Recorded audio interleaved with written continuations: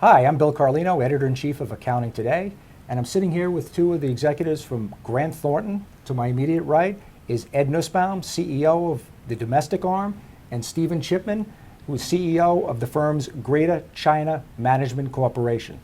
Starting in January 2010, Ed will transition over to Grant Thornton International to helm the overseas unit, and Stephen will helm the domestic arm of Grant Thornton. Today we're going to be talking about that particular transition, as well as a lot of front burner issues that are affecting the profession, what's going on in Capitol Hill, and where they see the profession in the next 5 years. Ed, I think we'll start with you. What role do you see yourself playing on for the firm's international front? Well, our objective is to try to grow and build our international organization. We're in about 100 countries, and the objective is to try to increase our revenue base, increase our number of clients, improve our client service. And my role is to lead the team to do that, and that starts with branding and improving our visibility, and it continues with client service and all of our service lines, audit, tax, and advisory services. Mm-hmm. And Stephen, how do you think your overseas experience is going to come into play for the domestic arm of the firm? Well, Bill, the international activity of our clients here in the United States continues to increase. Over a third of our revenues in the US today are with clients that have international operations, and that's one of the fastest growing parts of our business. So the ability for us to work with Ed and the global organization to expand our international service footprint is going to be critical to our success, and hopefully my background can help with that. Mm-hmm. Now, back in June, when you were appointed the next CEO of the domestic arm, you said you were going to take a stance on issues affecting the profession, and that was kind of an umbrella statement. And I was wondering, and specifically, you had mentioned the investment community. I was wondering if you could narrow that down a little bit for our audience. Well, really, my reference to that point was a continuation of something that has been important to Grant Thornton for some time. And you know, Ed has been very vocal, and the firm has been very vocal in taking stances as it relates to issues in the profession.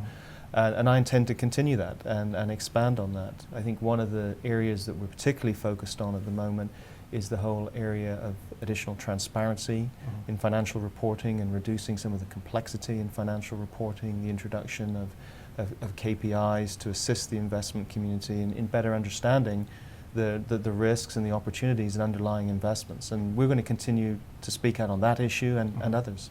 Okay. Let me push you a little further in that direction. And Ed, we've asked you this question. We've heard a lot about the convergence of reporting standards and IFRS. Stephen, you obviously were a little bit closer to that, being overseas with about 1,600 employees, I believe was the total at Greater China Management Corporation. Where do you see, or do you see IFRS adhering to the timetable, or when you get a number of countries trying to agree on something, as you well know, it tends to backlog it a little bit? What is your take on that? Well, it's not an easy task, and it's ambitious, but I think it's important. And I also, frankly, I'm a little disappointed that we've seen a slowdown in the process here, particularly in the United States in the last 12 months, although perhaps it's understandable given some of the other distractions and issues associated with the economy. But nevertheless, I think it's critical that we move forward with convergence, global standards. I think it's in the best interest of the investment community. And I'm hopeful we can get IFRS back on track in terms of its adoption here in the United States, and we can work through some of the issues. But I completely understand that there are going to be barriers and hurdles along the way. And in fact, we're seeing some now, because as Ed and I were talking yesterday, that there's some issues where we seem to be getting further apart today than getting closer, and that's disappointing. Right. But long term, I'm optimistic. I don't think it's a question of if, I think it's a question of when, and I think we need to pursue that accordingly. Well, back on the domestic front, Ed, the predecessor to Mary Shapiro at the SEC, Christopher Cox, was all gung-ho. I mean, he had implemented a lot of programs. I mean, he had mandated XBRL, and he certainly was a proponent of convergence. Now, with the new administration, they seem to have, as Stephen had mentioned, they seem to have taken a step back. Mary Shapiro isn't quite as eager to embrace convergence or wants to study it a little bit, and we know what that means in government speak. You know, that you could back it up for years when they use the word study. I was interested to get your take on that. Well, as Stephen said, I think the process has clearly been slowed down. which is unfortunate. But there still is a desire, at least I believe, by most parties to move towards convergence. And I think the concern right now is making sure that our investors are protected during the process. And I think Mary Shapiro and the SEC have to protect investors, and that's very important. So to slow down the process, to make sure that we get the right standards, to make sure that investors are protected is perfectly okay, as long as it's just a matter of slowing down and not moving away from global accounting standards, because the world is better off if we have one set of accounting standards throughout the world. That, in the long run, that's really better for investors, as you know. And so I would be disappointed if the SEC completely reversed course and said we're never going to move towards international standards. But I think even the G20 group is pushing for global accounting standards, and I think there will continue to be pressure over the long term. And while we're completely supportive of the FASB, we would like to see them continue to move towards convergence. Right. Toward that end, when you talk about pressures, and lately we've seen, and Stephen will be stepping into this, we've seen a lot of pressures exerted on FASB, especially with regard to fair value and mark-to-market accounting.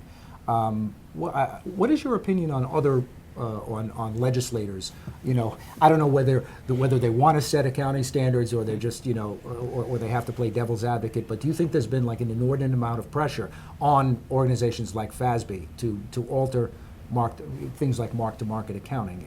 And if so, what would a resolution to that be? What would a middle ground? Well, I don't know that there's any easy answers here, but I strongly believe that government, Senate, House should stay out of the accounting standard setting business. If we have our Congress setting accounting standards, it's quickly going to look like the IRS code with a million loopholes and an adjustment for every different lobbying group, whether it's the bankers or the insurance companies or the oil and gas companies, all of which are clients of ours. So we love those companies, but we don't want them writing accounting standards. We need accounting standards that are practical, but based on good, solid accounting theory. And so we need an independent board, strongly support the Financial Accounting Standards Board, but also support that convergence towards an international standards. And I think we have to push hard to ensure that Congress stays out of the accounting standard setting business and resist the pressures. Now, it's important, as you point out, to reach some compromises and be practical on issues. So I think field testing of accounting standards before they're adopted is important. Making sure that the standards are practical and can be implemented are all very important. And FASB and other organizations can do a better job at that, there's no doubt. But the critical thing is to keep Congress out of standard setting.